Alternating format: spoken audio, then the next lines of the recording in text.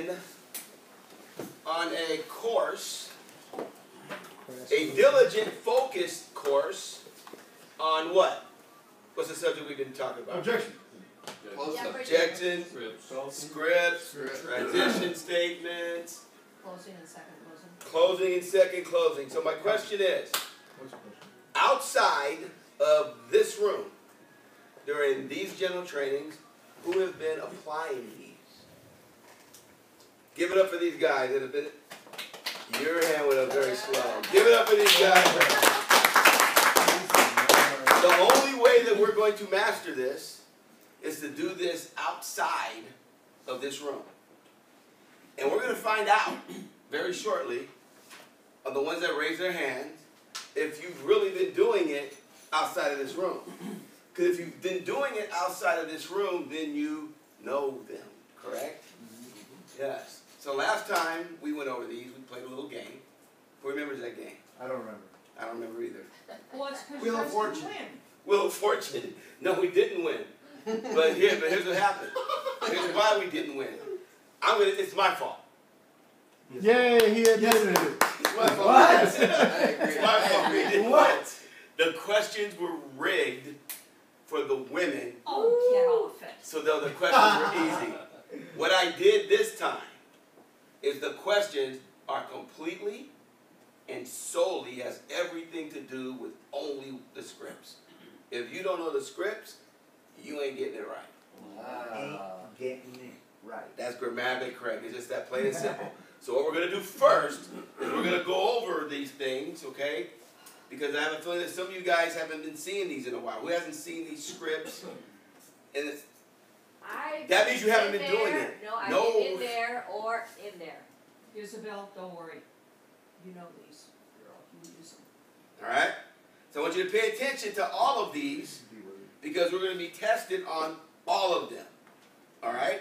We're going to do some role playing before we get started because you're going to be tested on all of them. How many?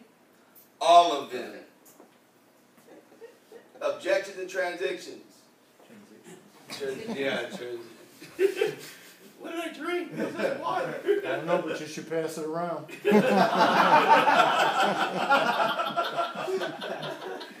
So we invite to the BPM of the appointment. Then what do we get? Objection. And after the objection, we reply with? A transition statement. That's great. Yes. And then you get a what? Response. And then you do what? Second. You go over the close.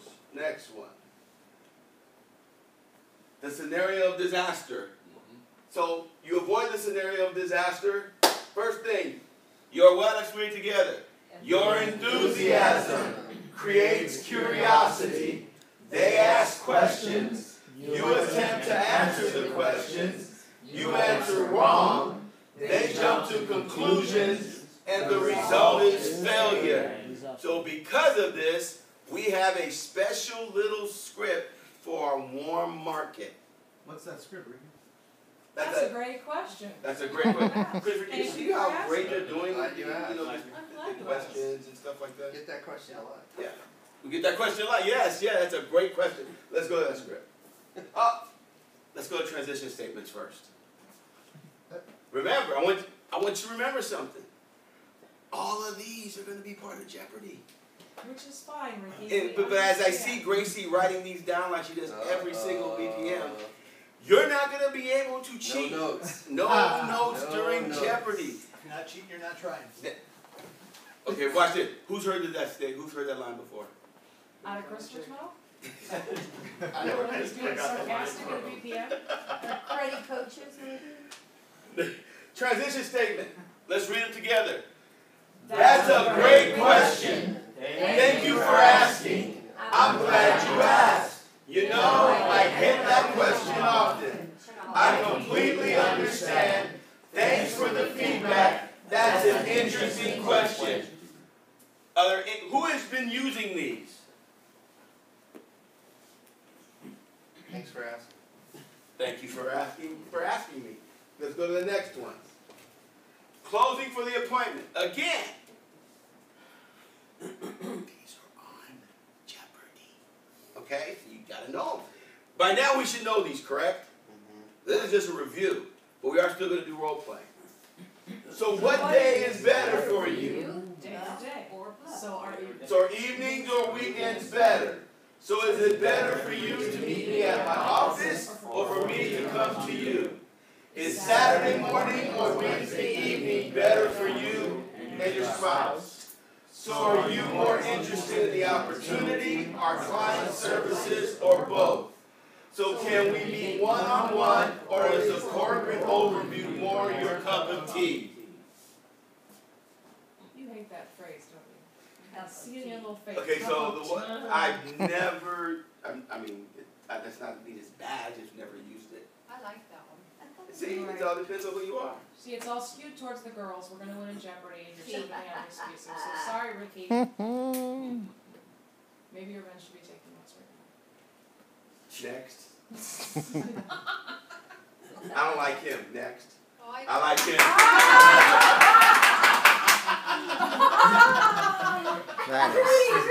That is terrible. That's my twin sister. That's his twin sister. I've seen that so many times before, but it gives us laughs all the time. That is terrible. Ethor is the acronym that we use for our helping script. When you're struggling with the script, just think of Ethor. What does Ethor stand for? Help, opinion, referral. All those words are going to be used during the Ethor script. Let's go to the Ethor script. Now, get a partner. Here's what we're going to do first. You're going to go back and forth with your partner about 3 or 4 times. Then you're going to stand up. Then we're going to popcorn it. You're going to turn around and then you're going to say it. All right? Let's do that. Pick a partner. Pascal. Why don't you go? Go.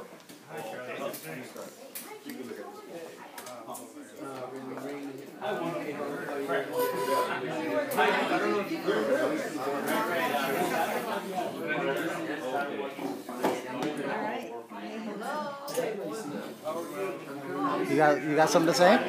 Hi there. Terrible.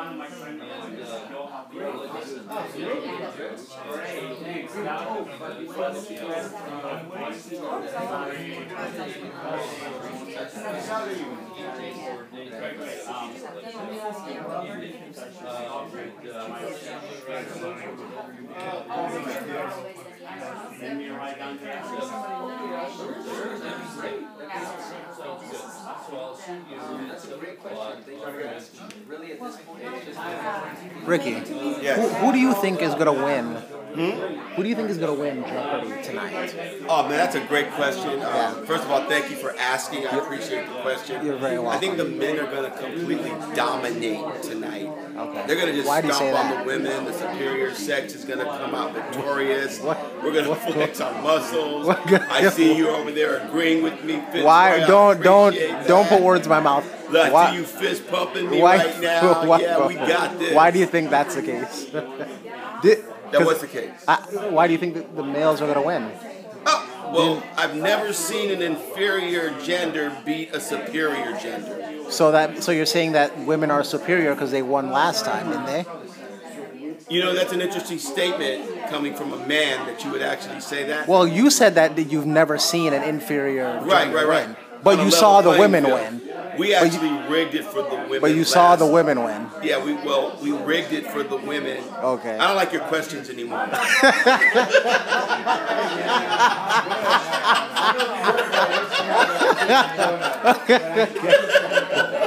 I got you. I got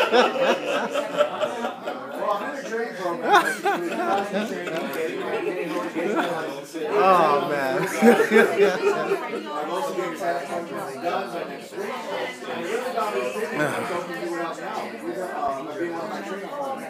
In their Alright, your turn.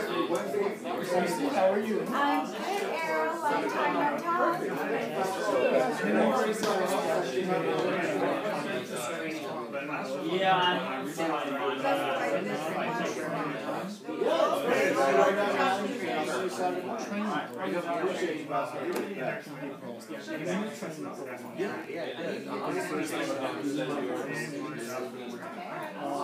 So, Our basketball is in the corner. Hey man, how's it going?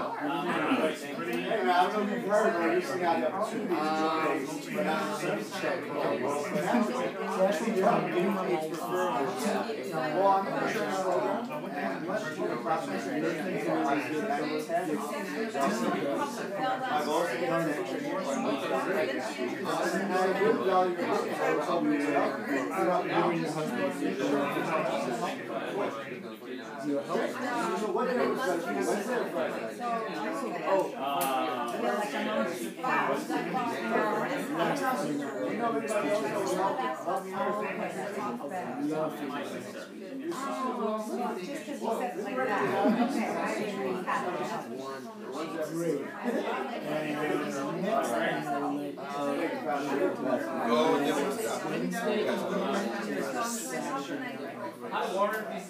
What's up, Pat? I don't know if you have heard, but I and I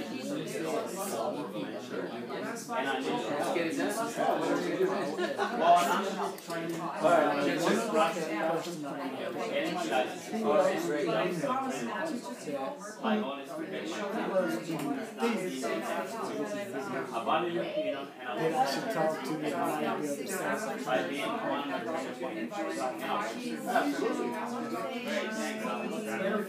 Wednesday or Saturday?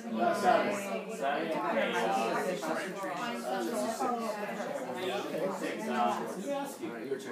Who else do you think I should talk to? Like, see,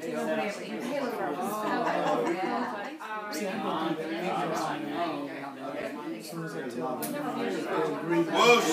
alright. Whoosh. All right, stand up. Woo-wee.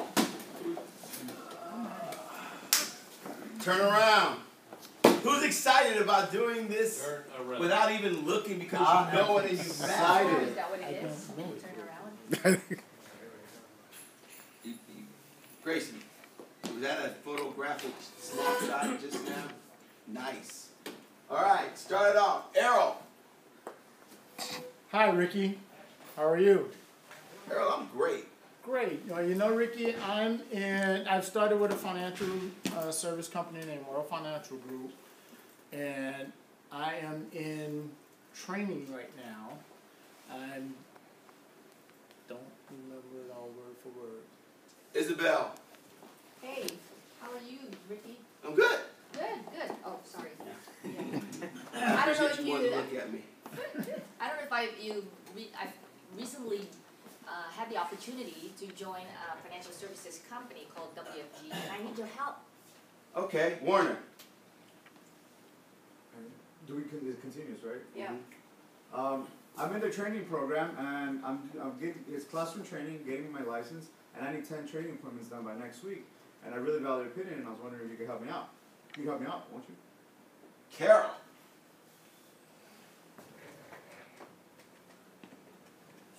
Well, what's better for you? Thursdays or Saturdays? Saturday. Morning or afternoon? Afternoon. Okay, how about 1 or 3? 3. Okay, let me confirm. Before I do that, let me ask you, is there anybody else I should contact for one of these appointments? I can't think of anybody right now. Okay, well, let's see what happens. Let me confirm your address, and I'll see you Saturday at 3. All right. Give you guys a round of applause. Good job. Louis, start us. Hey Ricky, I don't know if you've heard, but I recently joined a financial services company called World Financial Group, and I need your help. How can I help you? So I'm in training right now, which includes classroom training, getting my licenses, and doing 10 on the field training appointments. Hope. My goal is to get my 10 field training appointments done before the end of next week. I was hoping that you would be one of them. You'll help me out, won't you? Errol. Errol Carter. It's okay. I wasn't ready for that one. Bypass me, please. It's alright. Isabel. Great. What would be better for you? Monday evening or Tuesday evening? Tuesday evening. All right, 6 or 7? 7. Wonderful. Since you're here, let me ask you, do you know anybody else that might be interested in being one of my field training appointments as well? Have you called your upline? Besides him. Oh, I can't think of anybody right now. Okay, great. Well, let me take down, maybe we can talk about that during our meeting. Let me take your address, and I'll see you on, what did I say? Monday, Tuesday, Wednesday? I said Thursday, but. Liar. All right, good job. Give it up for the guys again. Good job, good job. Adam, start us. Hey Ricky, how's it going, man? Great. It's been a while. Yeah, yeah. Hey, you know, I don't know if you've heard, but I just recently had the opportunity to join a financial services company called WFG, and I need your help. Cool. James. I'm currently in their training right now, and what that consists of is classroom training, getting my licensing, and 10 on-the-field job training. And I really value your opinion. I was hoping you and your spouse would be willing to be one of my training partners. Gracie. You would be willing to help me, won't you? Sure. Awesome. What would work better for you? Wednesday evening or Saturday morning? Saturday morning. Awesome. Is it better for you to come to the office, or would you rather I come to you? Is that more of your cup of tea? You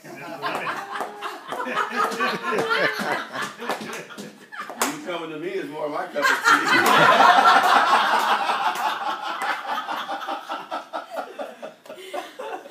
Awesome.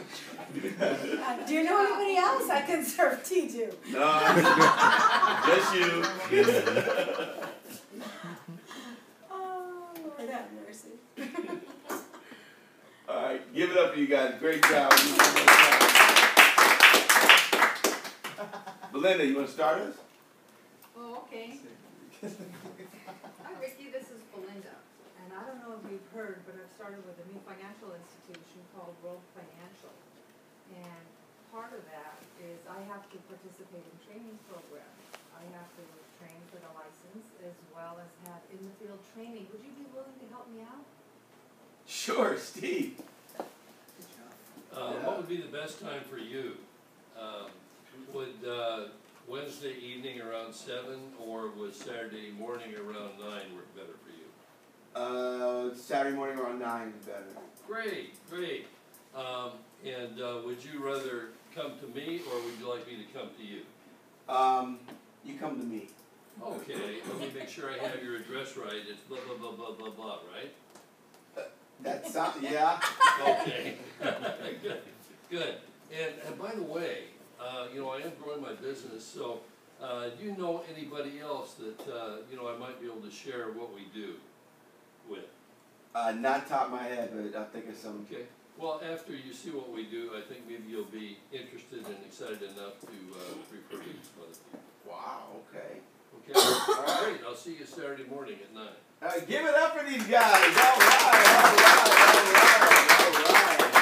So you guys pretty much got the, for the most part, got the ethos script pretty down. What do you think?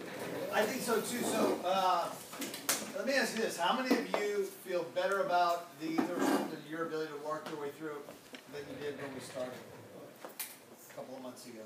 Better? Yes. And what have you learned by getting better at it? The more I do it, the better I get. Okay, good. What else? Repetition makes perfect, or makes you comfortable more. Makes you more comfortable. Good. What Confident, else? yeah. Comfortable and confident. Good. It's something to be scared of. People actually, you know, don't mind It's not every single person that you're trying to reach out to, but it's not scary. Good. Can I ask a question? Yeah. I didn't say this script, I texted it. Right. And I texted it to everybody on our list, and the feedback was about 98%. Oh, Belinda, I'm so excited for you. Oh, great. Now, it's like, hey, can we schedule this time? And it's, they're ignoring me. Yeah, that happens. You know, I'm going, what? And then say, hey, here I am, remember this? Right. And then I repeated the message, but I cut out some parts so I'm not redundant. Right. I just said, you said you'd help me. Oh yeah, Belinda, I'm gonna look at my schedule. So, so here would be. But for a text message, there were so many happy faces, thumbs up. Yes, and but that's, I think one of the challenges, you've been married now for how many years? 25 years. That's outstanding, yes. I would suggest this, most relationships are built through one-on-one communication, and we prefer to be with our spouses or to talk to our spouses in person or worst case scenario over the phone. So the challenge with text is this, and we're in a society today that relies more on text than on talking to people on the phone. And the benefit of talking to someone on the phone is it's fluid and dynamic.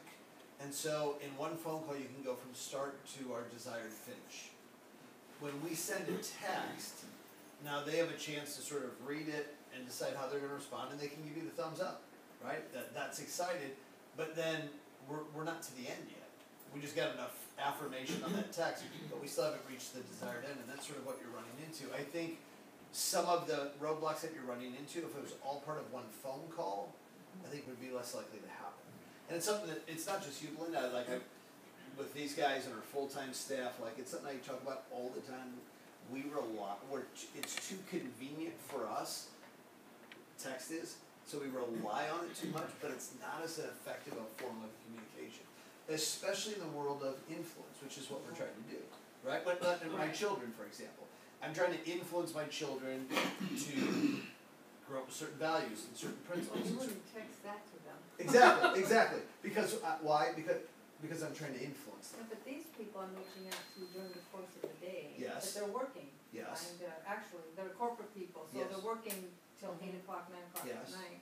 So texting, I thought, would be more advantageous. I know it is for me, I'd rather be texted than called, because Yes. at work, I don't wanna talk on the phone with you forever, I got work to do. So the person that we're calling has the choice not to answer the phone. And if they don't answer the phone, a lot of times they're gonna text us and go, hey, I'm at work, I can't talk right now, so then it's like, can we talk on your drive home tonight? Yeah, what time will that be? And then we can set up that call. But the purpose of this isn't to talk on the phone all day. It's a really short call. Matter of fact, the longer you're on the phone with somebody, the greater the chances of us not reaching the goal.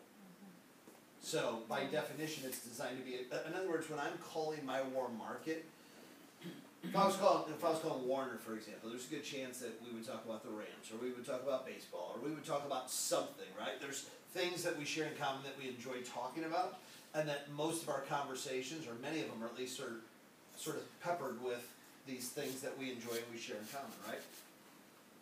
But if I was calling Warner for this purpose, I just started with a new company, I was calling him for this, I'd stay away from that. And here, what I would simply do is go, hey dog, how's it going? Good. Hey, look, I just got a couple minutes, but the reason I'm calling is I just got started with a new company. It's in financial service. I'm really excited about it, but I need your help. I'm going through a bunch of training right now. It includes classroom training. I got to get some licenses and on-the-job training.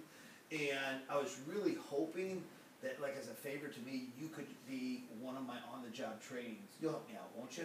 Yeah, absolutely. Awesome. Look, I'm going to be out with my field trainer. We're trying to get 10 field training appointments done, in the next week. I'm going to be out with him, close to your area, Thursday night again, Saturday afternoon.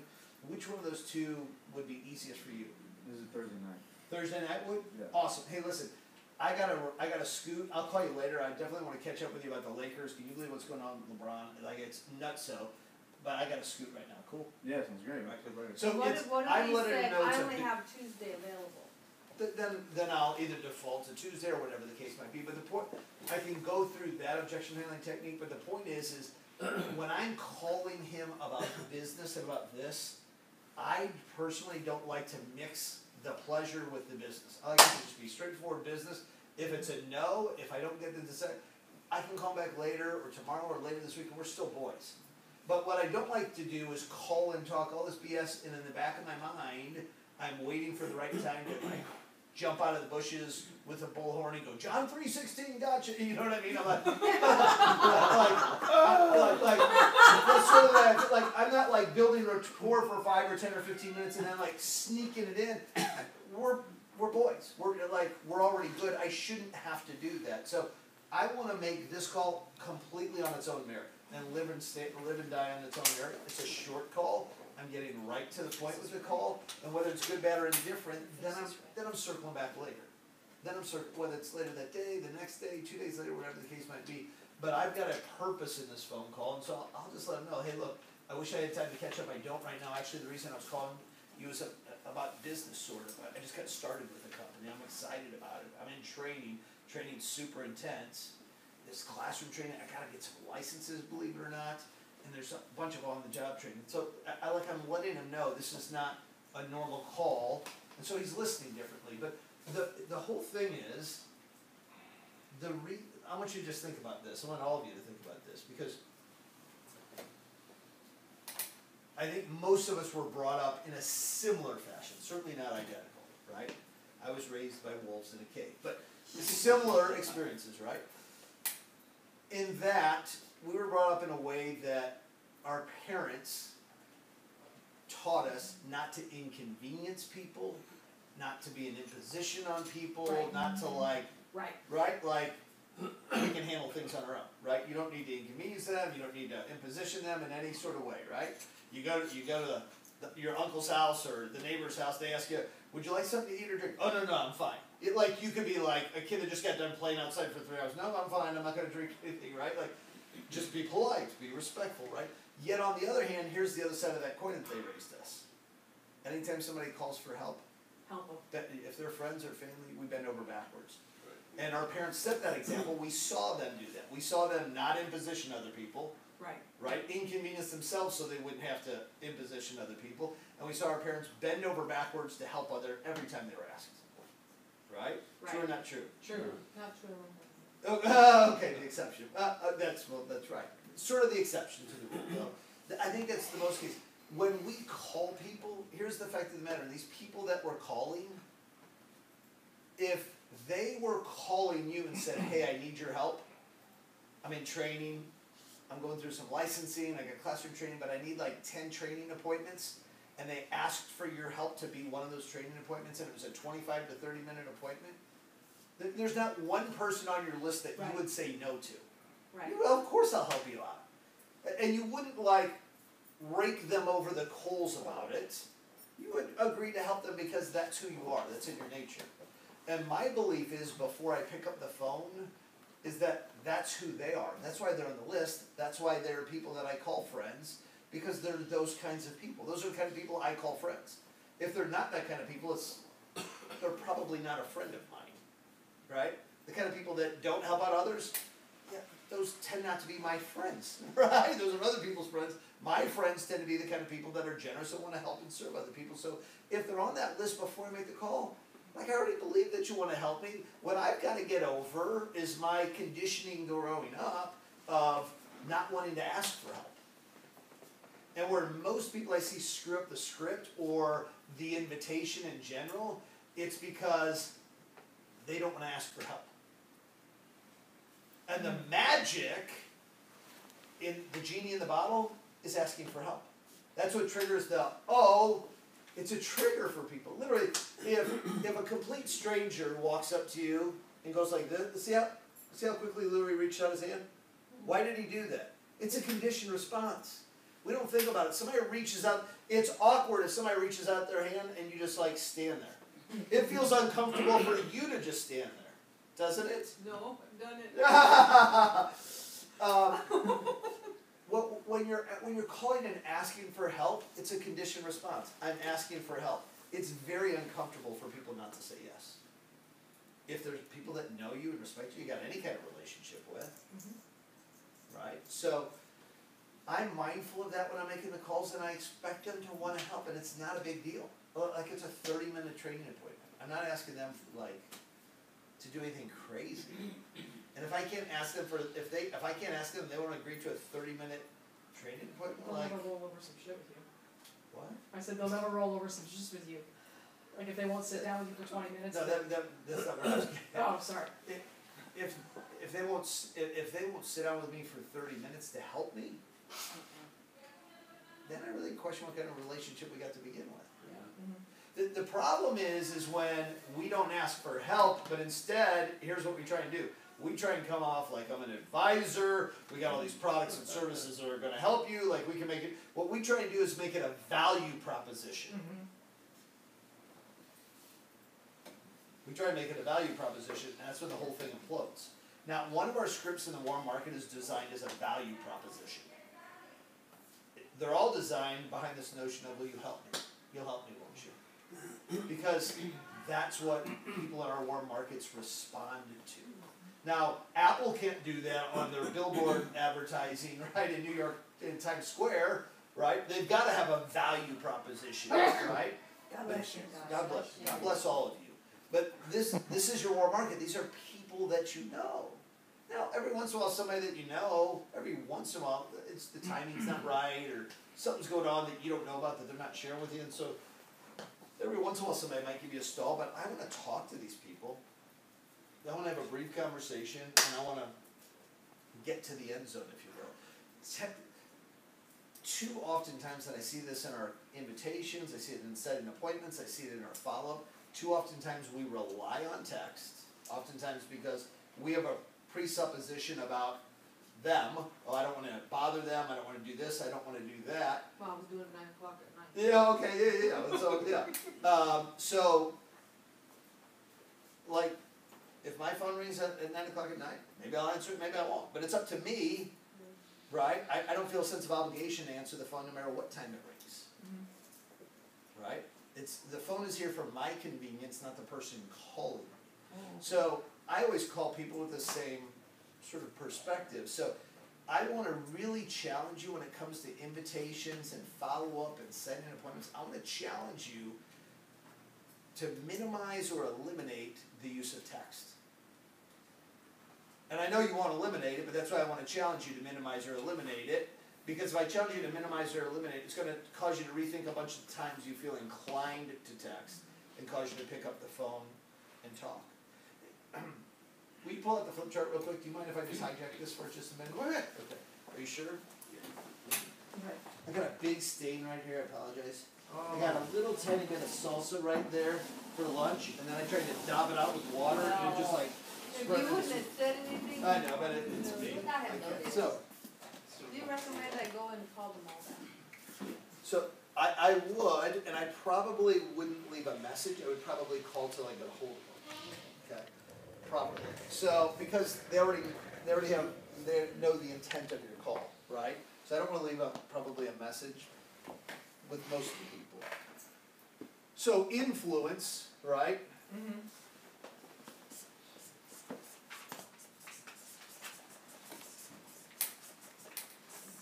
There's 3 primary factors that go into influence, okay?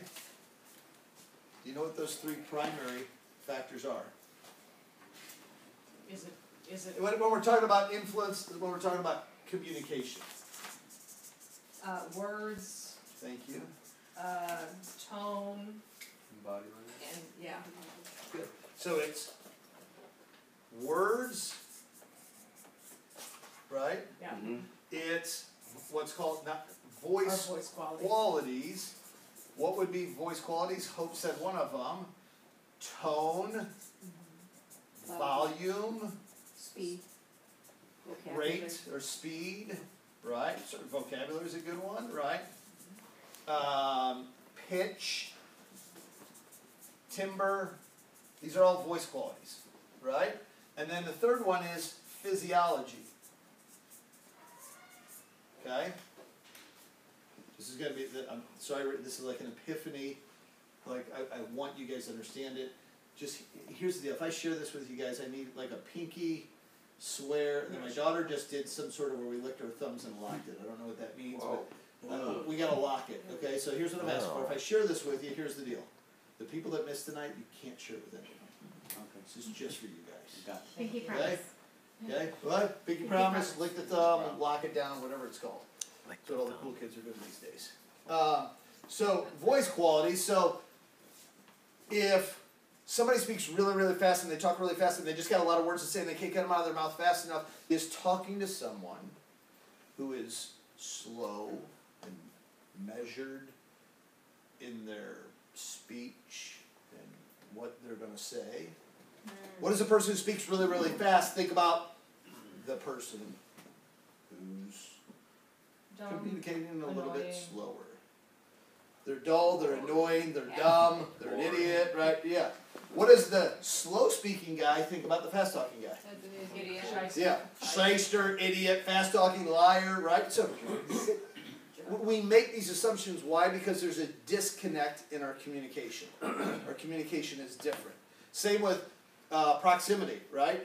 Like, I've got a friend of mine who is comfortable with this proximity, and if it goes this far, they're not comfortable. So they want to talk to you like this all the time, right? It's just like, okay, right? It's just who they are. Other people need some distance, right? Whatever it is, foot. Some people need more than a foot, right?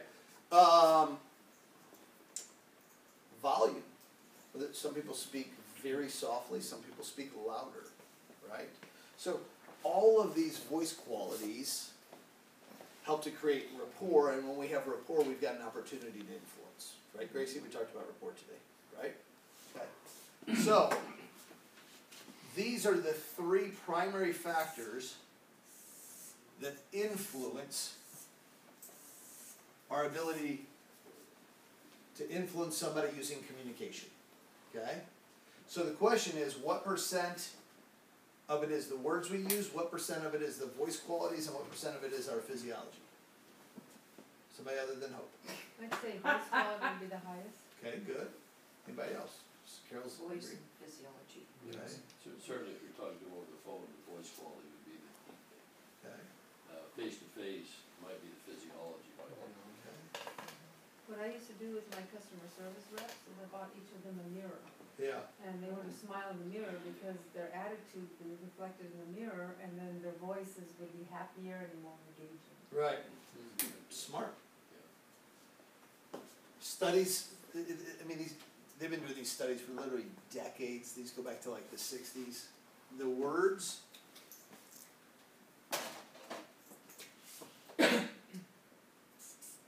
seven percent is the words. So let me ask you this. Here's the light bulb. If you are texting somebody, how much of your voice qualities and physiology do you think that they're getting? No. Zero. So, 93% of what you have to influence somebody in your style of communication, both those hands are tied behind your back. And you got a blindfold on. And you got a clothespin over your nose. Okay? I mean, you're really hog-tying yourself if you're limiting yourself to the words, and text is just words.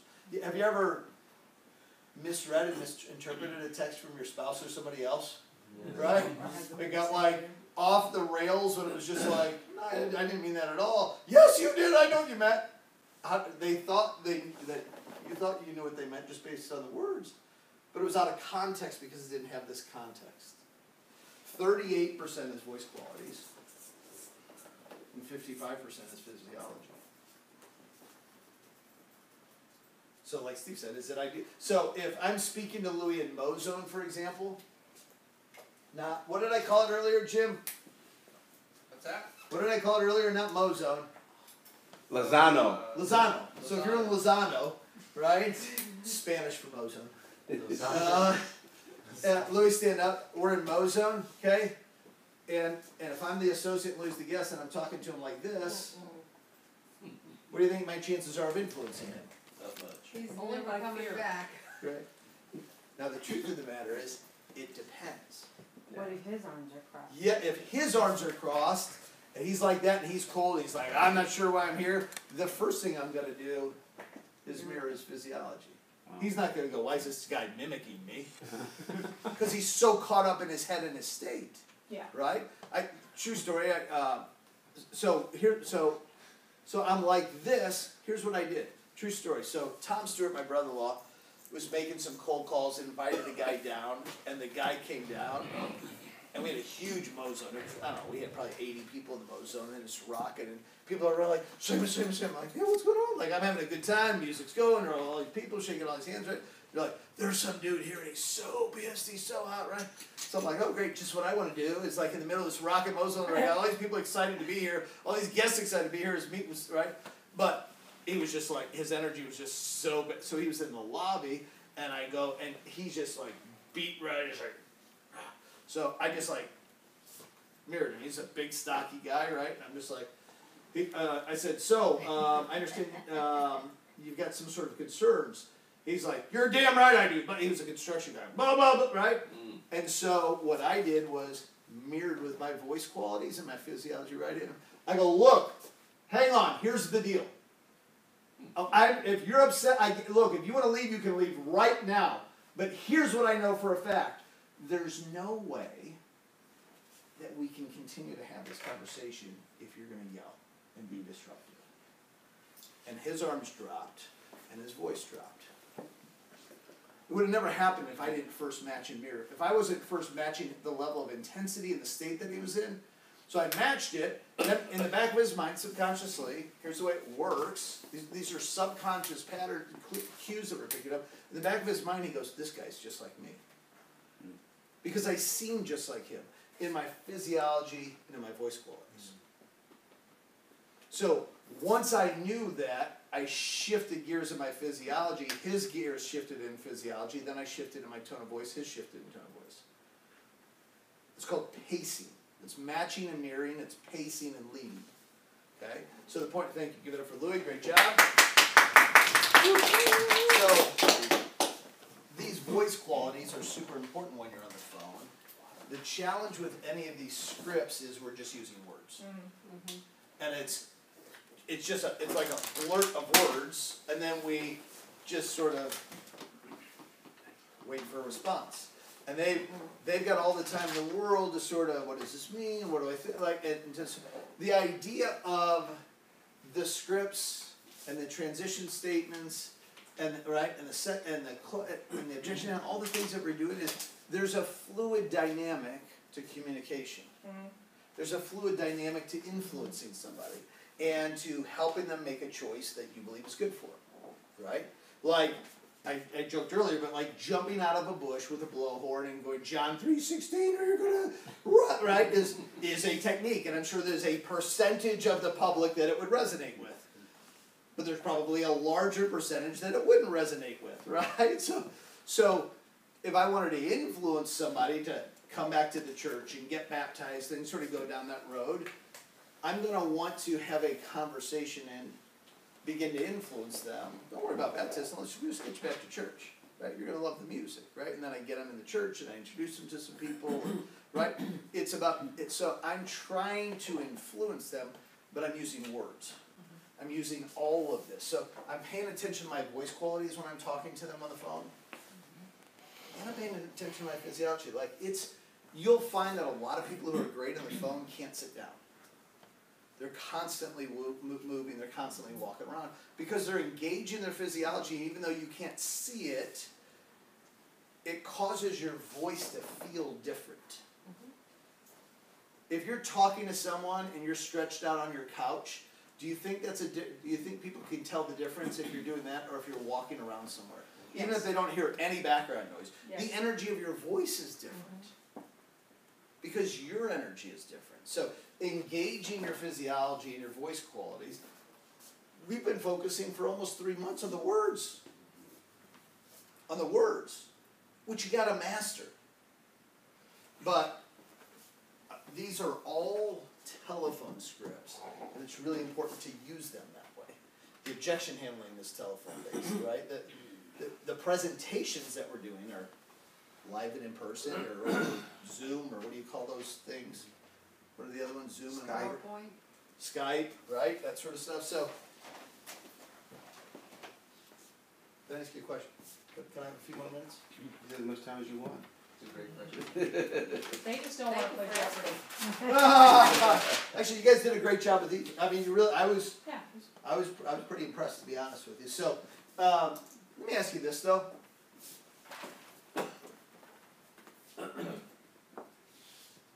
You've got a student. Your child. Pretend Warner. Okay? Your child is a student, right? And it's the end of the semester, right? It's not the end of the semester. It's the middle of the semester. And they're struggling in a class.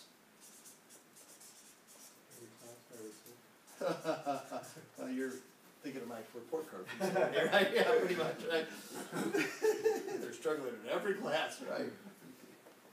What are some of the steps that you take if your child is struggling in a class? Prayer. Prayer? Okay, good. Yeah. I'm a big believer in prayer. Excellent. Have a conversation with him. Have a conversation with them? Okay.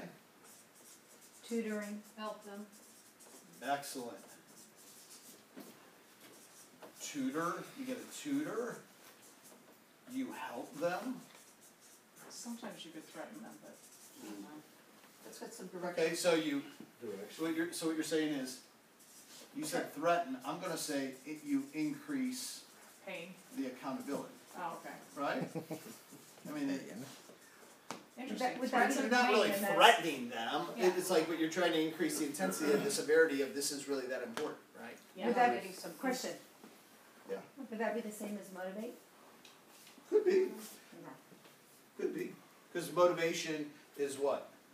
What's the root word for motivation? Motion. Motion. No. Root word. Motive. Motor.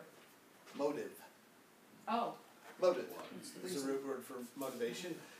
Motive is something outside of you, right? So when we have a motive to do something, it's something outside of me that's causing me to do something. So in what Gracie was saying, I'm trying to motivate them. Yeah, I'm trying to give them some sort of something external to them, either the threat of loss, you're going to lose the car keys, you're not going to be able to drink on weekends, like whatever it is, right? You're going to have to eat all vegetables, right? Or the motive of, if you do this, we'll give you $100 if you get an A on this test, or we'll give you that, or whatever the case might be. So those are motives. As opposed to inspiration, which is what? What's the root word of inspiration?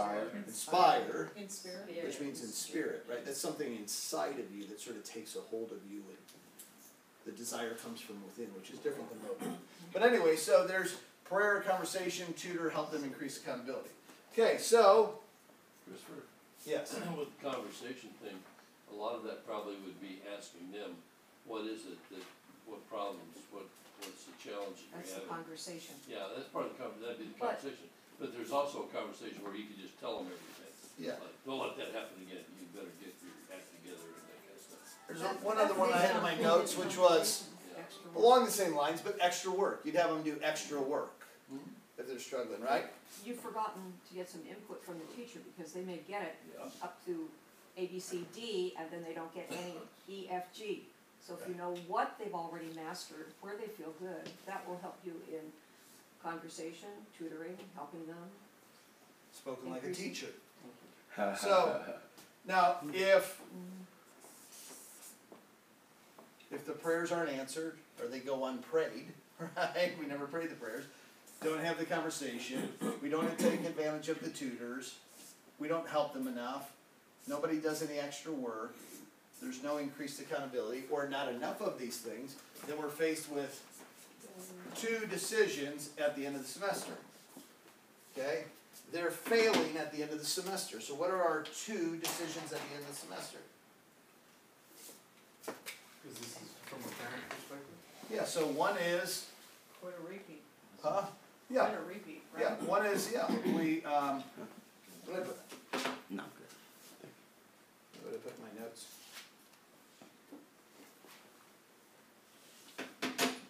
We hold them back. Or, as Hope was saying, repeat the class.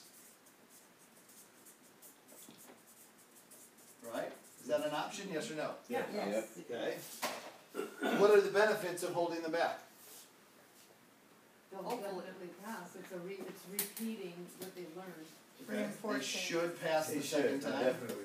Yeah, Warner Been there. got some personal experience, and he's so sure that always works, It right? holds it back that you're not rewarding them for failure. You're Okay. holding them accountable. Okay. So what's the benefit of But that? you're also not reprimanding them, because that could be degrading. All right, so what's the benefit of that, Carol? Of having them Of not rewarding them and of increasing the accountability? Because they'll learn that there are standards. Okay, so you're not enabling, and you're helping them to set standards. Okay. What's the second option other than holding them back? Take the F, say it's too hard and move on. Change schools. No. Yep. Promote them, right? We just move them on up to the next class, right? Happens in the schools, right? Sort of. Move them on up the chain, right? Keep them moving. What's the benefits of promoting them? Then I'll take the class again.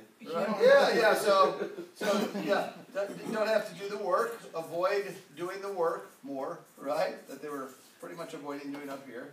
They got away with something. Let's save face. They got away with something, right? There's no embarrassment in getting promoted. Well, you Like as a there's- parent don't have to take the responsibility for, I mean, cause there's some responsibility as a parent, if you have a struggling student and you don't help them at all, and they get promoted, There's a lot of parents who don't care. you don't have to care, like, the avoiding work or the saving face, it goes for the parents too, it's not just for the kids.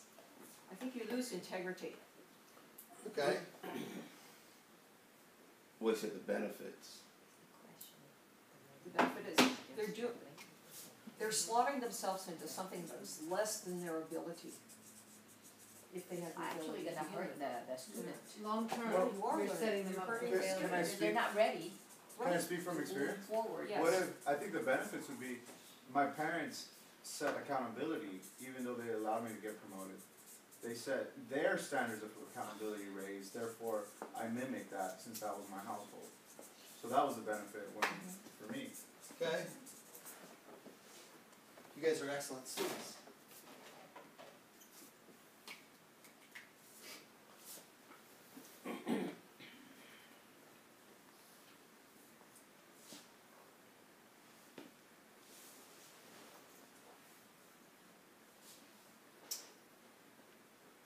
So, if the student's not where they want to be, here's the steps to help them catch up, get on track, get where they need to be, right? If the semester ends and they're not where they want to be, here's the two choices with the benefits and the drawbacks, right? Mm-hmm. There's one more, Okay. drop out altogether. Yeah, that's great. Yeah, drop out altogether. That, you know what? Actually, thank you for adding that. Thank you. My tutor at a mission, Yeah. and, So, can I ask you guys a question? Okay.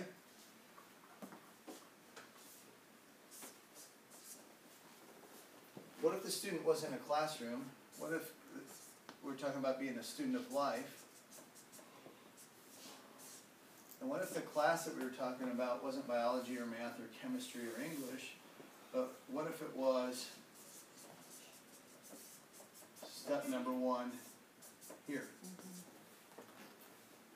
The scripts. Because we, like, Belinda, you're new here, but we put a quarter into this. Yeah. Put a quarter into this. So, I'm not here to judge or say where you are or where you aren't, but the fact of the matter is, we put nearly 90 days of training into this. And along the way, we've had check-ins, like plenty of opportunities for you to sort of get self-tested. Where am I? Where should I be? Now, sometimes we have a tendency to compare ourselves to other students in the class, but is that the standard? Is that like, well, I just want to make sure I'm keeping pace with about everybody else? Or is the standard like to be honest, Belinda was like, she said something to the effect of, I can't believe you showed your, like, I'd be embarrassed to show my grades if they looked that horrible, right, that I showed at the Fast Start School, right? But here's my perspective. but that was excellent sales, because if he can do it, I could do it. Yes, and here's my perspective. It didn't matter. That like what I was here. Want to know my perspective? Those are just letters on a piece of paper. Means nothing. Means nothing to my quality of life, to what I can achieve, to what I can do, to what I could, like, for so many people it means like, I'm a good student, so I learned a lot. I've been a student my whole life. I didn't just learn for 4 years and I stopped learning. To me it's about, I want to learn things that are going to help me to achieve my goals. Now, I could have been more goal-oriented in school and say I want to learn things that will help me get A's or B's or even C's. I didn't even get enough C's, right? But this is our classroom now. And so all of these things apply. If somebody's ahead of you, if you're not where you want to be, or if you know, hey, at the end of the quarter, which is Sunday, we're done with this and we're moving on. And here's, like, there's not an option for you to be held back because we're moving on with our trainings. Starting April 1st. We're moving on. We've got 2. We've already talked about it as SMDs. We already know what the next platform is for the next quarter. So this class is done with. Follow me? Mm-hmm. And so, sort of by default, we get promoted. Whether we're ready for the next step or not, but here's the challenge. It's like, if this is Algebra 1, and you get promoted, and you're struggling, what does that do for Algebra 2? You fail, for sure. It's so hard. What does that do for geometry? We're done. What does that do for pre-cal? You're cooked. Yeah, like, in what we do, understand this, and we've talked about this 9 ways to Sunday. So we go from, here's our 6 steps. Write these down because you guys don't know this well enough. 6 steps to our business format system.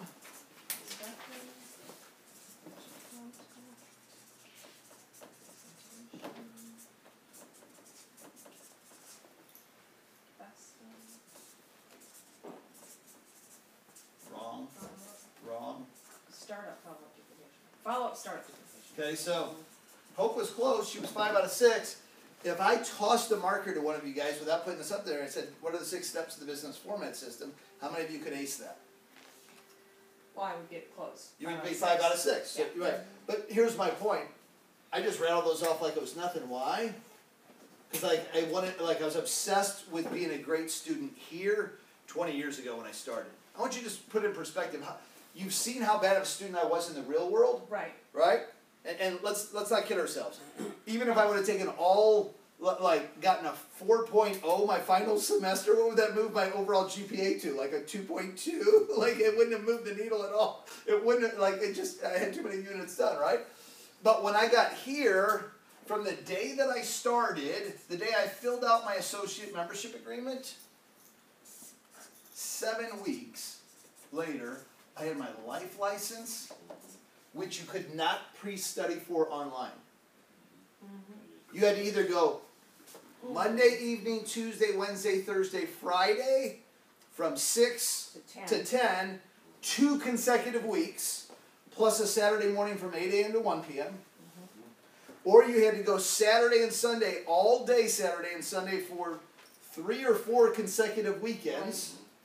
Or I took a week's vacation time, which is like, God bless you, hallowed ground when you're an employee. I'm like, I'm so much all in on this deal, I'm going to burn a week of vacation instead of going to Cabo. I'm going to go to life insurance class and listen to some bonehead who can't make a living selling the stuff trying to teach me about it. Right? Because they don't have like the sharpest, the most successful agents teach it. It's like the guys, well, I can't make a living at it, so let me get paid a little bit just to teach it, right? Mm-hmm. I went Monday through Friday from 8 to 5, and then Saturday from 8 to 1. So that's a little bit different than being able to practice online. I got my life license, my Series 6, and my Series 63, all 3 of them in my first 7 weeks. Yeah, we did the same thing. Yeah, because this was a class like... days I had them all. Yeah, this was a class I was going to master. Doesn't matter how many classes I didn't master in college. Nobody's paying me for my GPA in college. They're paying me for results in the real world. Mm-hmm. And I knew this was a big part of it. But I also knew this was a big part of it. Well, what's AC? Great question. Approach/contact. That's when we're calling people. That's when we're talking to people. Great question. You know why that's a great question, Belinda? Because a lot of people would go, I don't know what that is, but not ask. I did the air conditioning. Yeah, yeah. I don't want to look dumb. I'm sure everybody else knows. I don't want to, but it's like if I don't know, I want to know. That's part of wanting to master something, right? Is I don't want anything to slip by me. So we can spend the next quarter helping you to perfect the presentation, and the quarter after that we can master these two together, and in the fourth quarter we can master this bad boy. And you can get an A+ here, and an A+ here, and an A+ here.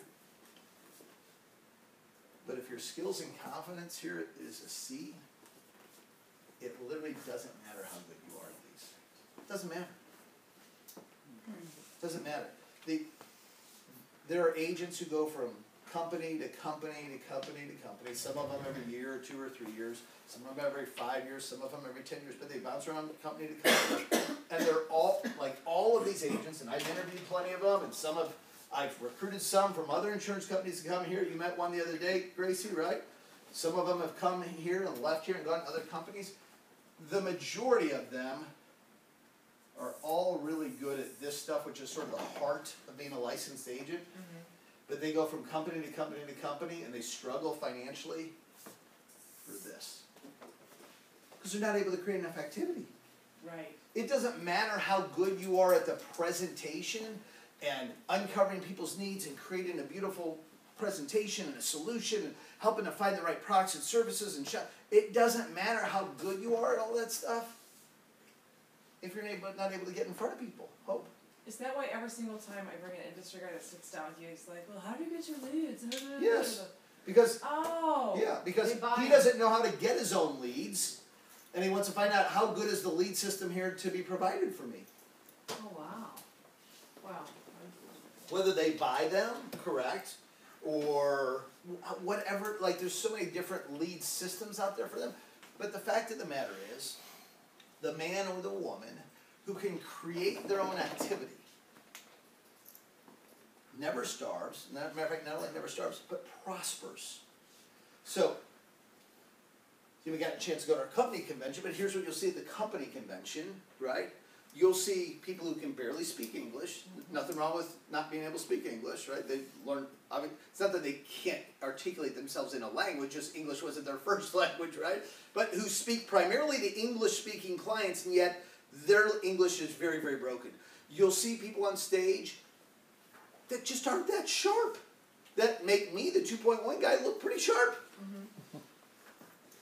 And they'll be making $500,000 a year, $750,000 a year, $1 million a year, and you'll be like, he's not like, he's complete, like, disheveled, his appearance is off, his voice qualities are off, the way he treats people is off, like, he seems like he's dumb as a box of rocks. Like, you'll that ego part of us that tends to judge other people, you'll see a bunch of people on stage and you'll go, how in the world is that person making that much money?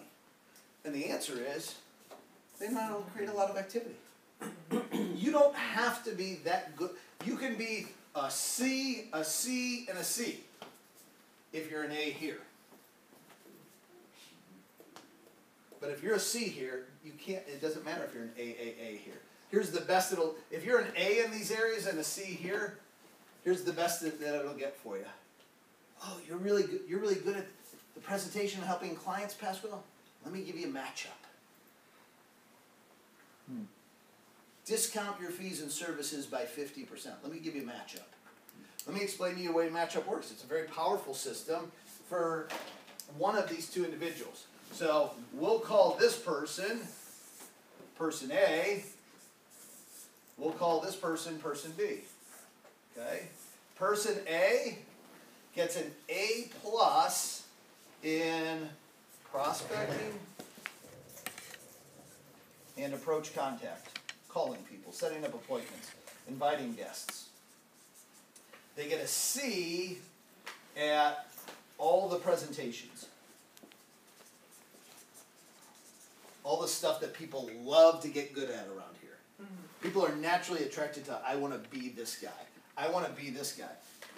Prospect C, this guy, this number B here is a C at prospecting and approach contact, but is an A plus in everything related to presentations.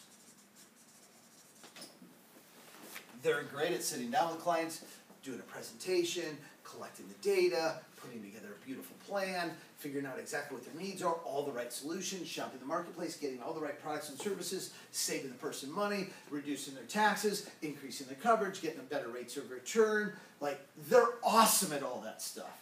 They make the magic happen for the client.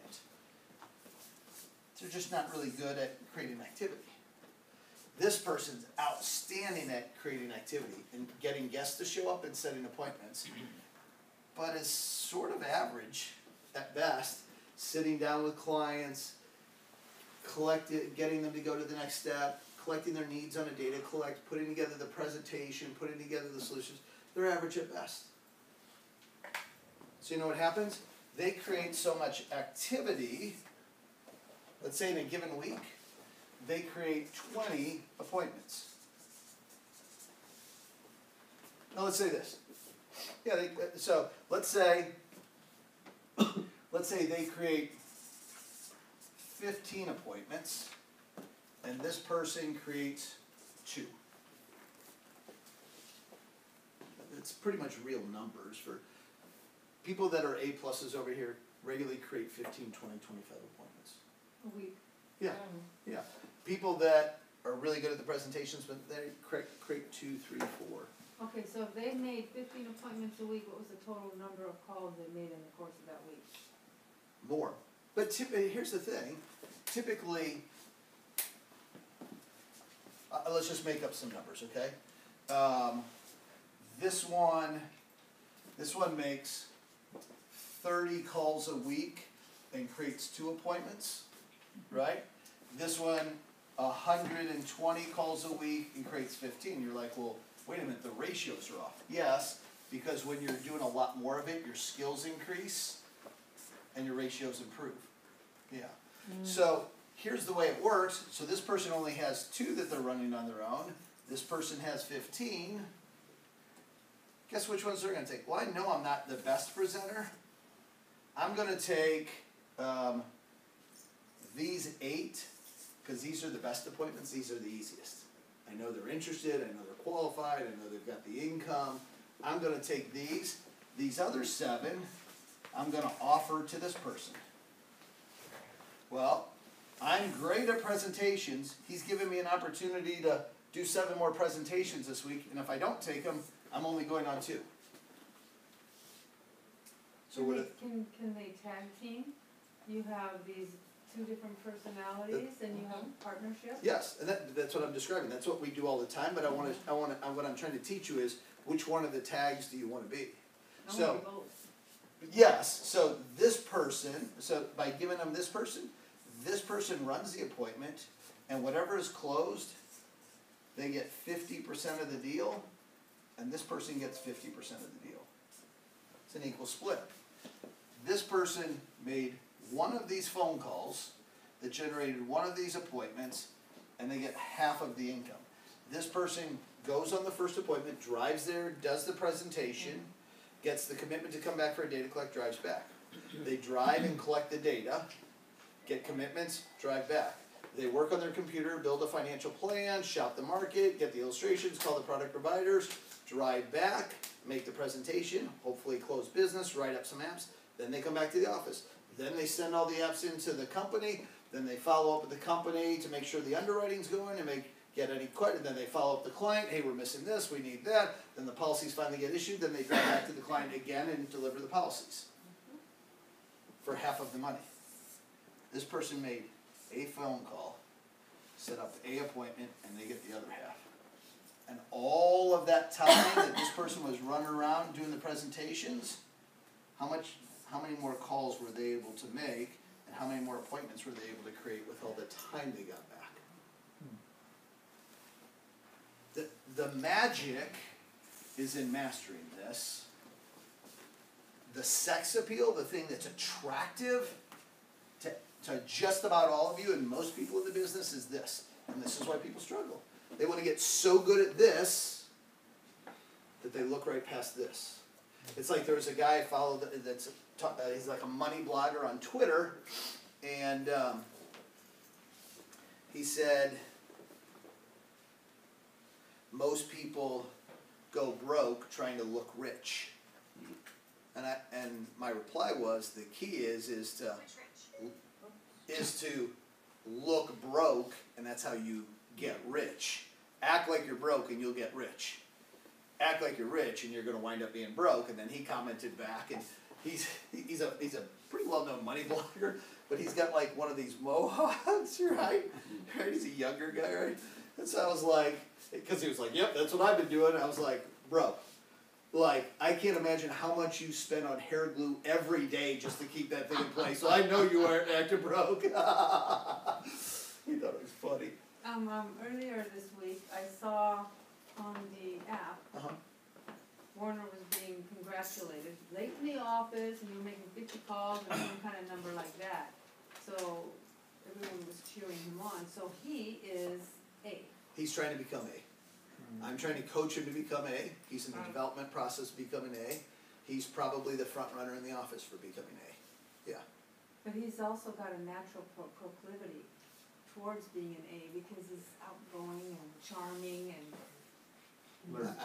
I don't buy any of it.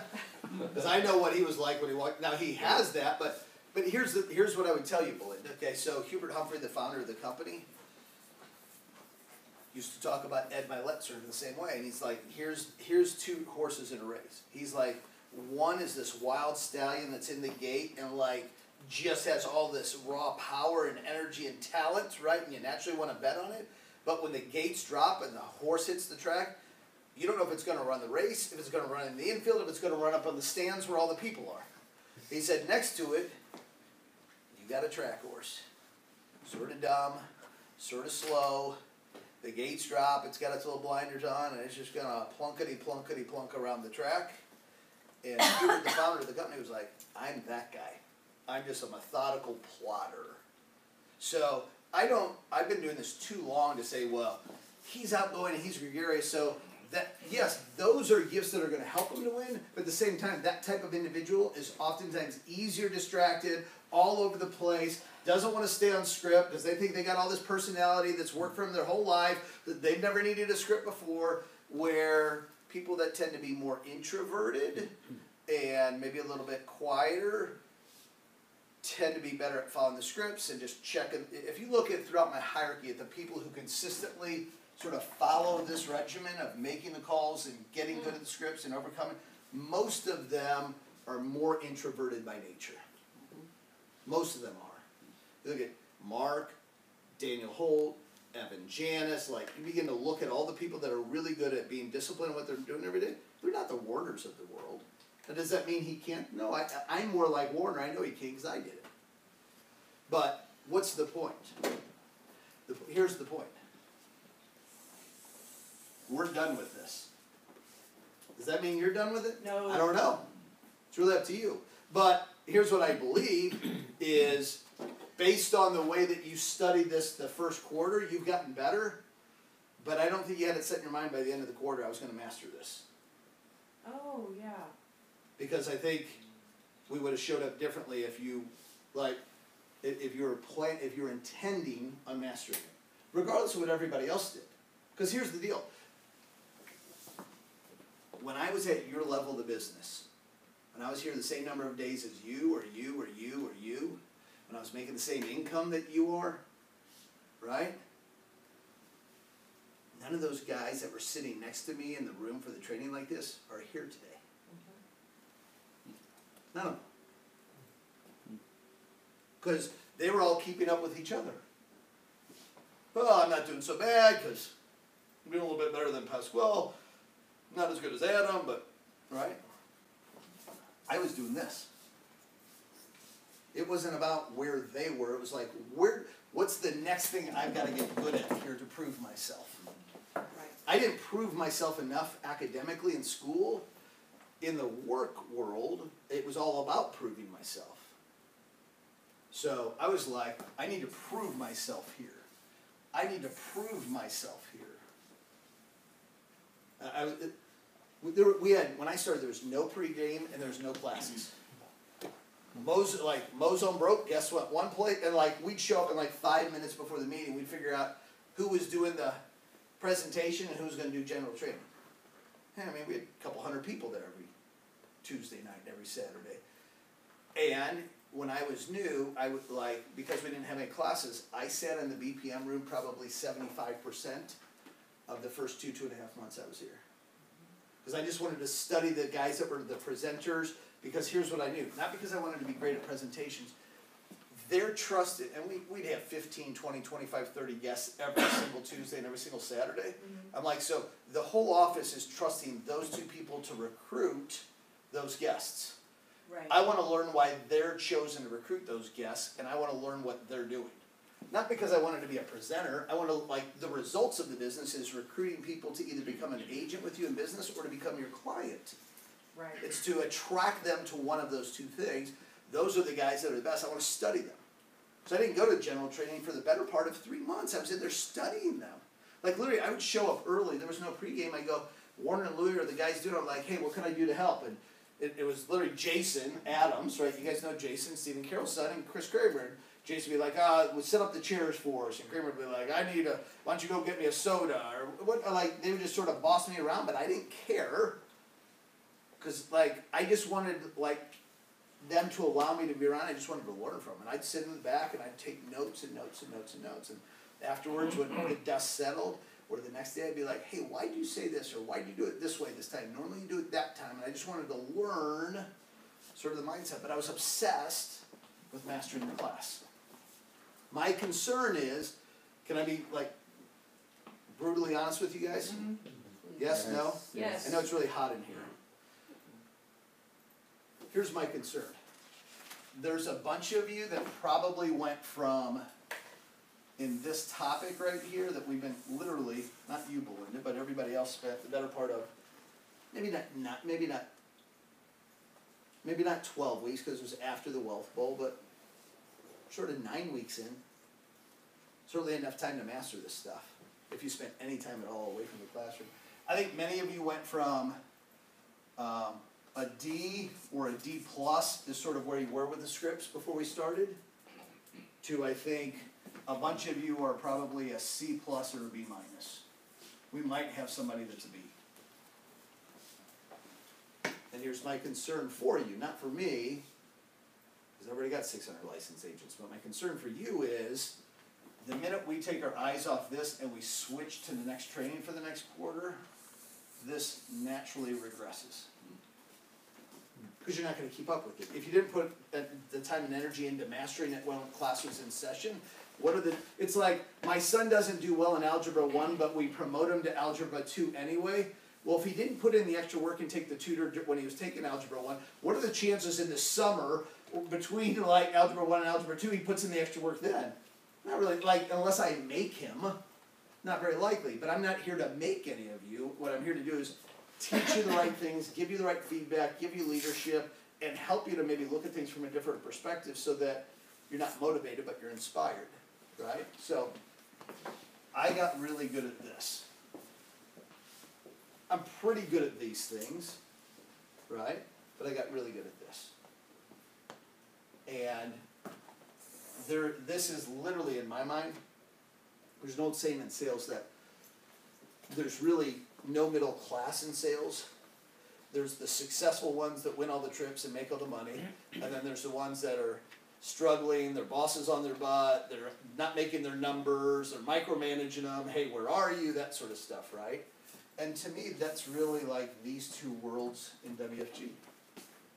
These are the people that are getting all the promotions, winning all the trips, getting all the checks, getting all the recognition, having fun. And these are the people that are really good at this, so they I know I can do this because I'm so good at this, and every time I sit down with one of these people, I do a good job for them. But they're not willing to put in the work to master this. Right? So, we're gonna move on, but I wanna challenge you as your friend, don't move on. The fact of the matter is life moves on. It doesn't wait for you to catch up, right? But you've got an opportunity to do what's necessary to sort of get yourself ahead. And you don't need to tell me you're getting yourself ahead, like it'll show up in the numbers. It'll show up two ways. It'll show up, one, in the numbers, and two, it shows up in the questions that you ask. So, from a leadership perspective, these students ask different questions than these students, because the subject material is different. Algebra 2, geometry students ask different questions than Algebra 2. Pre-calc asks different than geometry, Algebra 2, or Algebra 1. You don't have to tell me if you're doing the work. I can tell by the questions that you're asking where you're at. You know what I love the most is answering the questions up here. I love to see you go from, we're not handling these anymore, we're handling these. Right? And we've had some of, like, with Gracie, with Warner, with Luke, like, I've had a number of those in the past couple of weeks, like there's an evolution there, right? You can see things are starting to move and things are starting to turn, so. So you guys got 5 more minutes? Yes. Yes, no? Yes. Yeah? It's really hot. I don't know if I do, but, so quick question for you. Who was your favorite speaker, or what was your favorite story, or what was the biggest thing that you learned at Fast Start School and why? Huh? Charlie said, recruit, settle with self. That meant a lot. Just because that's, his mindset is person A. Prospect, and then just settle with the self. That was very simplistic, minimalistic way to say it, but it shift. That's the way I work. Excellent. Excellent. Who else? Thank you, Warner. Give it up for Warner. Who else? Linda. I don't remember her name, a young lady who was a single mom living in the ghetto. Leah Vitale. She was a guest speaker out here a few weeks ago. Yeah, and I resonated with her because I was in her shoes at one point. Yeah.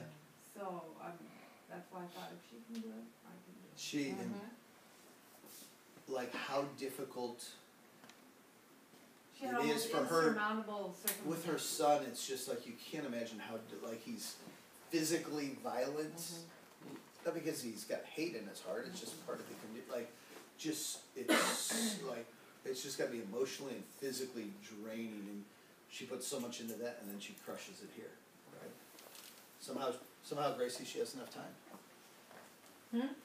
Oh, you're so funny.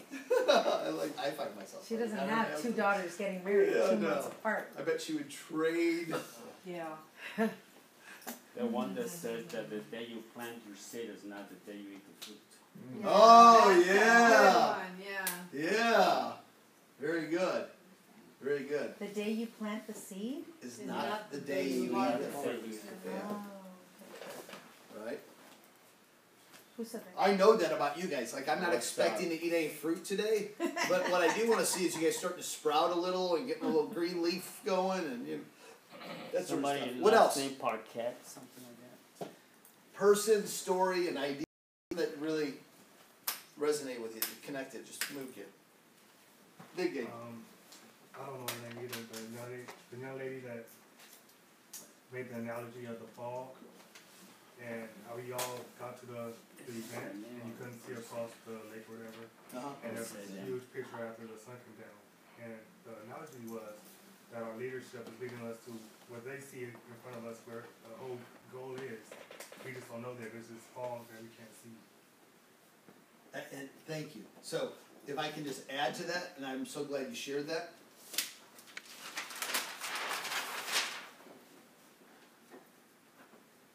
Those of us that raise children, there are things that attract our children's attention that we know long term are not in their best interests. And there's other things that our children, it's hard for us to get them interested in, but we know are in their best interest long term. Some things just seem pretty and shiny on the outside. They glitter, right? And other things just seem sort of dull and boring. write this in your notes. Monotony is the key to wealth. Variety is the spice of life. Monotony is the key to wealth. Variety is the spice of life. Monotony is the key to wealth. We're not easily attracted to the mundane. We're attracted to the variety. Like, oh, something new and shiny, right? That's why in leadership, it's something I'm trying to teach Louie and Isabel and Warner and Jeanette right now. It's like in leadership, there's something called leadership fatigue, where we get excited about a new campaign, and then all of a sudden it's like, everybody's excited about it in the beginning, but then people become less excited the more you sort of stay on that campaign because they want the next new shiny thing. We live in a culture that's like literally like lifts our phones for like hundreds of times a day, right? So this here's the ironic thing. It's sort of like I think I reposted something just recently as it relates to faith, and it I'll mess it up. It's not going to be an exact quote, but. It basically said this: what gets you into heaven is not the strength of your faith, it's the object of your faith. Right? Which, yeah, which if you if you comprehend for a moment, like the notion of grace, like accepting, right? Accepting grace, accepting the Lord is like seemingly like the easy part, right? I think sometimes from afar people look, but I'm going to have to go to church all the time and hang around church people, and I'm going to have to listen to church people, like all the rules and all that, right? But it's like the best part of it is the sort of the easiest part of it, right? Bad analogy, but the best part of it, the part that will give you the most freedom, the most of what you're looking for in the business, is the easiest part of it. This is the easiest stuff to get good at. It's so much easier than all of this stuff. So much easier. These are scripts that are 3, 4, 5, 6, 7, 8 sentences long. But that's also got the highest rejection rate. Don't call me anymore. I don't want to hear from you. Have you heard people say that to you? Well, So that's one way of looking at it. But can I share with you a different way of looking at it? It's the highest success rate. Because I can get more yeses on a phone in a day than I can in person, face to face, belly to belly. And every yes that I get on the phone, it's like dopamine, right? Endorphins, excitement. So it's, Dr. Wayne Dyer said, change the way you look at things, and the things you look at change. So change the way you look at that. I'm not looking at the rejection. I'm looking at how many successes I can get in a day. Right. How many people can I talk to, and of the people I talk to, how many of them can I get to say yes? And every time I do, I get pumped. I get pumped. And can I share with you something painfully obvious, Belinda? yes. I've had more people, quote unquote, reject me than everybody in the room combined.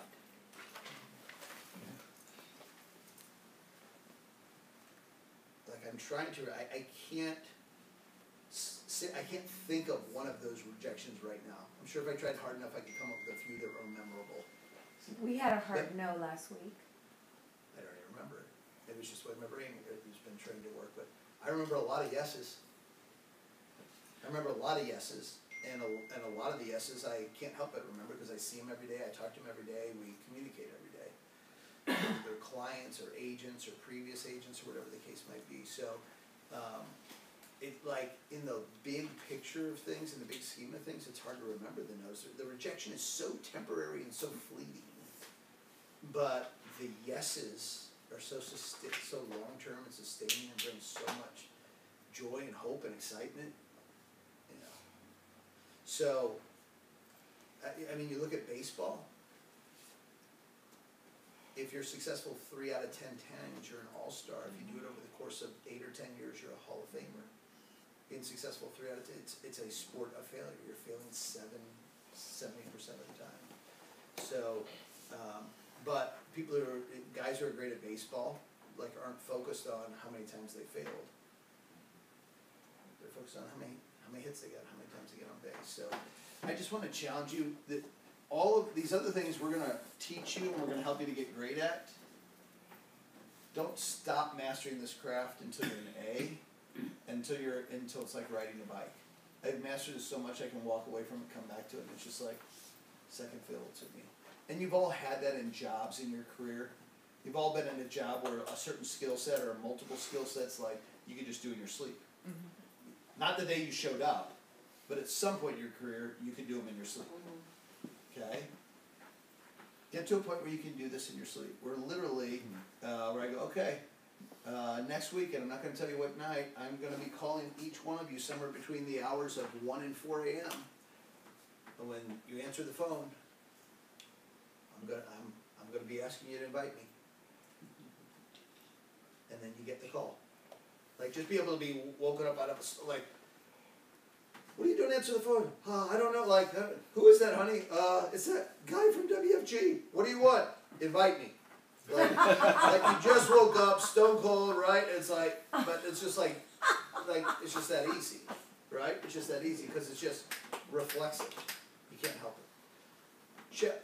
Here's, like, if we're all honest with ourselves, we haven't put a lot of time in between the classes, between Wednesdays and Saturdays. We've spent some time on the phones doing it for real. We haven't spent a lot of time like role playing, because it's just not that hard to learn these things. If you put it on a couple 3x5 cards and you just work with one card over and over and over, then a new card the next day, then it's just not that hard. I want you to get good at these because they'll dramatically impact how fast. How many of you have heard people at WFG say, man, you try and congratulate them and they go, oh, I just should be farther by now, or I wish it wouldn't have taken me so long. Yeah, you ever hear that? Yep. Right? Have you ever said that, right? It's all about this. It's all about this. It took them too long to master this and to do it consistently. That's what it always is. Once you do this consistently and master this, and by the way, you guys have made huge strides as far as your activity on a daily basis, your accountability on a daily basis. You've made big strides as far as your skills, but we're not here. We're not A+ yet. You guys are somewhere probably individually between a C+ and a B. And if you think I'm wrong, then schedule time with me later in the week and you can prove to me that you're a B+ or an A. We'll do it one-on-one. But if you don't get in my schedule to prove to me that I'm wrong, You know what you are. then I would get on it. I'd just get on it. Because once you do, like, Warner's starting to get the feel of this. Once you master this, it's fun. It's stupid. Like, he'll come in now times with, like, somebody reject, like, he had somebody reject him last week, and you know what he did? He called him back 3 more times, like, finally get on, like, hey, I think we lost our connection. He knew they hung, right? but like, when you do it enough times, it's like, it doesn't bother you anymore. It's like, okay, I'm gonna have fun with this, right? But I can't teach you how to have that kind of a mindset or attitude. The only way you get there is by doing it. Yes. I don't have that PowerPoint. Oh, let me teach them this. There's like, you've got to be practicing what we're preaching and creating the experiences so you get better. There's classroom training, then there's role play, and then there's real play. And you need the combination of all three. It's not complicated. Everybody in here is smart enough to do it. You're all good looking enough to do it. You all have the exact right personality for doing it. It's none of those things. It's just deciding, okay, I'm going to put in the work. And this will sound probably not. Well, wasn't it Paul Louis that said, like, win the race, right? No. Run as if you never get the prize. Yeah, so, when I was in your shoes in the base shop, I wanted to beat everybody's butt. Like, I wanted to be the best. I wanted to be better than all the rest of you. When I was one of you, so I wanted to be better than all. Not like I'm a better man, and I'm more like, no, like I wanted to outperform you in the context of this game, and it's a game. I wanted to outperform you. I wanted to outwork you. I wanted to work harder at it, and I wanted to get more results. That was just important to me. That was when you guys talked about earlier and were teaching me all this stuff about what were the real reasons, like setting standards for the future and how I conduct myself and how we want our kids to see themselves, what we want their expectations to be. Like the stuff that my mom taught me that I carried through, I wanted to be the best I could be here. If I was the best that I could be and Pascal was doubling my productivity, God bless him. Because this is literally the best I can do right now. But if I was doing 5 times what he was doing, and I wasn't doing my best, I wasn't satisfied at all. Like the trophy didn't mean that much to me. Because I wanted to see how good I could be, how fast I could be. By the end of my 4th year here, I'm making over a couple $100,000 a year, and less than 5% of my income came from me making sales. Less than 5%, which means let's go. Okay, it was only 200,000. It wasn't over. Let's just say it was just 200. It was over, but let's say it was 200. What's 5% of 200? 10. It means 10,000 came to me from personal sales. 190,000 came to me because I was good on the phones and created lots of activity, lots of guests, lots of appointments. And if I walked away, that 190,000 was going to keep coming to me because of the residual nature of the clients and the agents that I had created. Could I live without the 10? You betcha. You betcha. Let's take State Route 71 Like I was in south a and hurry South Corona to get Haskell good at Canyon it Road. because I wanted to be on the fun side of the business. So, sorry for hijacking your training, Ricky. I just want, I'm not going to be here Saturday, so I just wanted to sort of share my thoughts and sort of capping the quarter since I wasn't going to be here Saturday. And next Wednesday we'll already be into 2nd quarter training. This will be behind us, right? By the way, you know me well enough. Don't be surprised if 3 weeks in we pull a Jeopardy or a pop quiz or something just to see how many have regressed and how many have improved. Don't be surprised. Last thing I'll say is this. I'll be gone Saturday. There's 2 mentalities. One's the employee mentality. What does the employee do when the boss is away? They don't come. It's like, woo, we get a free pass, hall pass. Party time. Don't have to show, don't have to go to work, can scoot out early. Yes! That's what employees do. We're trying to teach you not to be employees because you don't get paid like employees here. You don't get the benefits of employees here, right? So behaving like an employee here really doesn't benefit you. Right. We're trying to teach you to be entrepreneurs and leaders. What do you think an entrepreneur or a leader does when I'm gone? Double down here. Step up. Okay, Schloeman's gone. What responsibility should I take on? What role should I take on? Where's there going to be a void because he's not going to be here? What can I do to contribute more and make it seem like it's even better that he's not here? Truthfully, that's what an entrepreneur, that's what a leader thinks. I'm glad he's not here. That creates opportunity for me. Let me contribute. Let me step up. Let me use my gifts. Let me serve. Let me step up. Right? Tracy. I would love to step up, but I had already told you 2 weeks ago I wasn't going to be here Saturday. I don't want anybody to think that I'm not committed. Can I piggyback on that? Because my mother-in-law is really sick and I was gonna visit her this Saturday. I told him 2 weeks ago. Were you going to visit her during the meeting or after the meeting?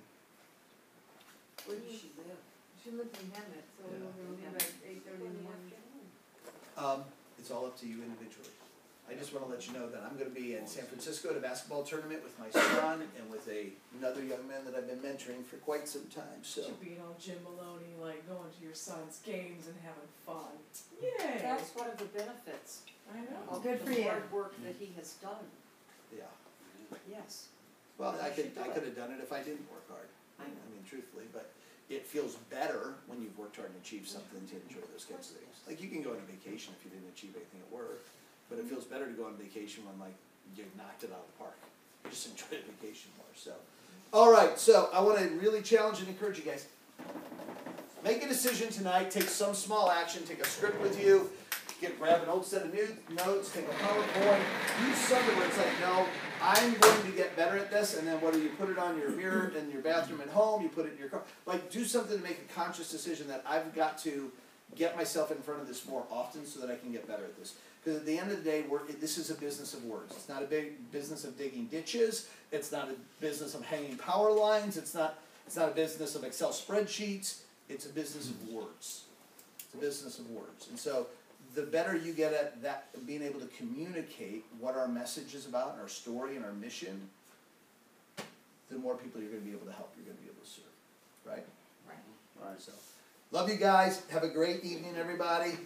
And let Jim know that next week you'd like the air conditioner on. Thank you for your support. We are in the business of words.